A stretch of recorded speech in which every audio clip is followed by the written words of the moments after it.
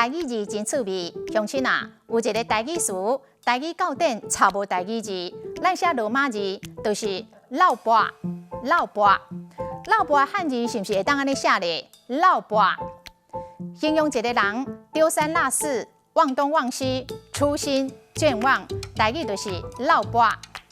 阮小弟喙顶有人缘，但是有一个小毛病，物件摕到大就当到大，一寡物件拢拍无去。后母讲伊真老跋。我细汉的时阵，就是一个老跋王，上课爱知的物件，不时就咧闹交。即摆改真多咯。这个囡仔真老跋，念伊袂记哩这，念伊袂记哩迄，爸仔母真伤脑筋。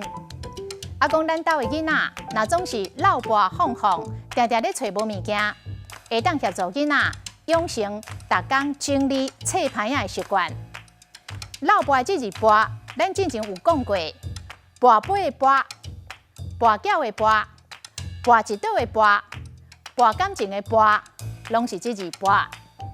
今仔日的台语字老跋，实在真趣味。